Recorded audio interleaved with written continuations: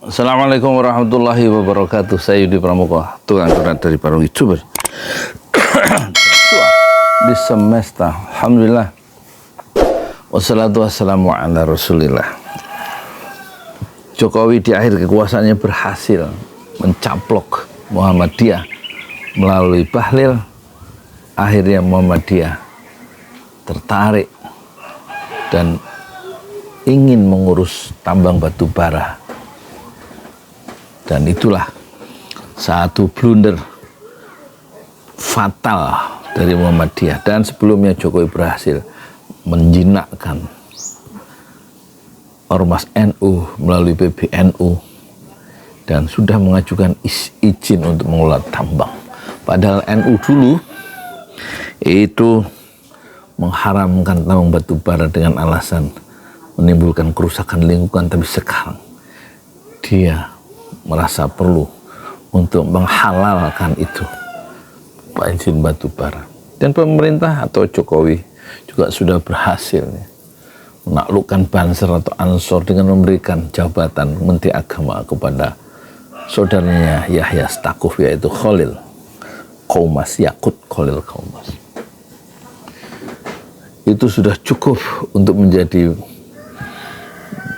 pagar pengaman ketika Jokowi selesai dengan kuasaannya pada bulan Oktober 2024. Mereka bagaikan benteng yang akan menghalang-halangi, melindungi Jokowi dari serangan ketika Jokowi menjadi orang biasa dan mungkin jadi salah satu ketua dari Dewan Pertimbangan Agung yang sudah direvisi dari Watim Pres itu. Tetapi kita tentu tidak bisa terima Muhammadiyah melalui Anwar Abbas atau melalui Haidar Nasir, ketua Muhammadiyah. Muhammadiyah adalah bukan milik Muhammadiyah. Muhammadiyah adalah milik orang Indonesia seluruhnya. Muhammadiyah adalah milik bangsa Indonesia. Sumbangsinya terhadap bangsa ini jauh melampaui NKRI yang secara politis berdiri 17 Agustus 45, baru 79 tahun, sementara Muhammadiyah sudah berusia 102 tahun. Dia sudah ada sebelum Republik ini ada. Dan kita merasa memiliki Muhammadiyah karena dia bagian yang inherent atau bagian yang integral dari nafas kita sebagai orang Indonesia, dari tubuh daging kita sebagai orang Indonesia. Dan sekarang dia dengan segelintir pengurusnya ingin membawa ormas itu dalam pelukan oligarki. Tentu kita harus ingatkan supaya keputusan itu dibatalkan. Dan tentu harus diberi sanksi kalau perlu. Pihak-pihak yang sengaja menyediakan diri untuk dikooptasi, dijinakkan oleh kekuasaan, Muhammadiyah hendaknya bisa melakukan maintenance distance, penjagaan jarak, tidak kehilangan perspektif, sehingga harus dia bercengkrama dengan kekuasaan. Rezim itu berganti, hanya 5 tahun, hanya 10 tahun berganti terus. Tapi Muhammadiyah tidak pernah berganti sejak November 1912, sejak didirikan oleh Kiai Haji Ahmad Dahlan. Jadi kita bisa paham kenapa Amin Rais sampai mengingatkan kepada pengurus atau kepada warga Muhammadiyah bahwa di dalam tambang itu ada bandit-bandit di sana. Bandit. Dan jangan sampai Muhammadiyah itu terjerumus berkolaborasi, bercengkrama, membenarkan perbuatan bandit-bandit itu. Hanya karena iming-iming tarikan dunia yang menggiurkan. Dan setidak-tidaknya menggiurkan Anwar Abbas yang sudah menerima telepon dari seseorang yang kita tidak tahu siapa orang itu, katanya dalam tambang itu bisa ramah lingkungan, bisa tidak ramah lingkungan, bisa membela masyarakat, bisa tidak membela masyarakat. Tampaknya kemudian setan mulai masuk kalau gitu. Muhammadiyah bisa mengelola tambang yang tidak merusak lingkungan dan yang membela rakyat kecil. Satu tipuan yang halus dari setan. Dan itu harus dilawan karena setan adalah musuh yang nyata. Kembalilah kepada core bisnisnya sebagai organisasi dakwah dan organisasi pendidikan yang di situ keunggulan Muhammadiyah. Sekali masuk kepusaran duniawi, maka akan memecah belah dari ormas besar Muhammadiyah. Kembalilah kepada tauhid yang menyatukan, jangan kembali kepada dunia atau kepada benda-benda yang akan memberantakan, akan memecah kita sebagai sebuah bangsa, sebagai sebuah ormas besar seperti Muhammadiyah. Orientasi kebendaan akan membuat kita pecah, sementara orientasi tauhid, wahada yuwahidu tauhidan, akan membuat kita bersatu dalam naungan perlindungan Allah Subhanahu wa taala. Saya Yudi Pramuko, tukang donat dari Parung Icur. Tertua di semesta fasbir sabran jamila. Bersabarlah dengan kesabaran yang indah. Assalamualaikum warahmatullahi wabarakatuh. Di jalan Allah. Ini Masjid Enam Syuhada lagi dikunjungi sama Ketua Hilmi. Modal awalnya berapa Pak Yudi Pramuko? 750.000. 750.000 rupiah aja. Jadi ini 500 jutaan nih barang. Sekarang udah habis 310. Masya Allah, tuh udah pakai keramik, laponnya tinggal. Granit tuh kayak marmer. Tuh, Masya Allah nih, sampai juga kita ke sini.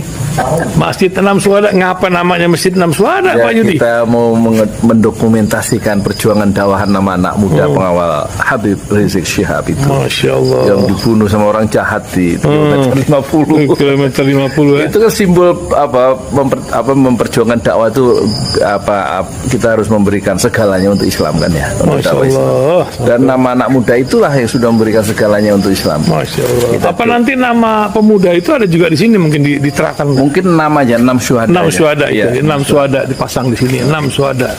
Bipali, apa yang dikomentarin dari ini semua, Bipali? Masya Allah, luar biasa. Dari uang 700.000, kalau pengen ternyata bisa. Bisa. Allah kirim. Tuh, bisa. Ya, Masya. dengan masuk satu gang kecil, tapi Bapak ini luar biasa. Kecil tuh. Masya Allah ya. Satu call aja. Masya Allah, perjuangan Pak Yudi Pramuko, YouTuber sejagat paling tua. Tertua di semesta. Tertua di semesta. Masya Allah. Tukang donat. Tukang donat. Tukang donat dari Paru. Ini saya laporkan dari lapangan ini, langsung dari Masjid Enam Syuhada. Masya Allah. Dan ini dia. Dalam kelihatan. Tuh lihat tuh masjidnya, tuh imamnya di situ tuh. Malam-malam lagi kita. Masya Allah, masih kurang nih. Atapnya katanya transfer aja. Masjid Enam Syuhada sebentar lagi selesai. Dinding lubang angin sebagian sudah terpasang, lantai 2, dan kemudian plafon termasuk lantai bukan keramik, granit 150 dus bersama tiang-tiang yang ada 16 setinggi 4,5 meter. Kemudian finishing terakhir adalah tangga menjebol atap ya, lantai pertama untuk masuk ke lantai 2. Inilah Masjid Enam Syuhada. 2,5 tahun lalu dimulai pada 2 Agustus hari Senin 2021. Tinggal sedikit lagi insya Allah, dan lantainya dari keramik, bukan keramik, granit sudah diresmikan lantai pertama. Nanti lantai kedua lewat sini tangganya jebol untuk masuk ke lantai 2. Inilah Masjid Enam Syuhada yang sangat megah karena dari bahan-bahan pilihan, kualitas nomor 1.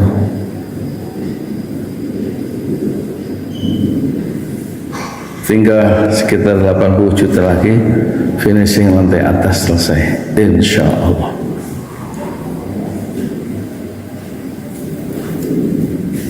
Ya, inilah Masjid Enam Syuhada yang sangat bersejarah ya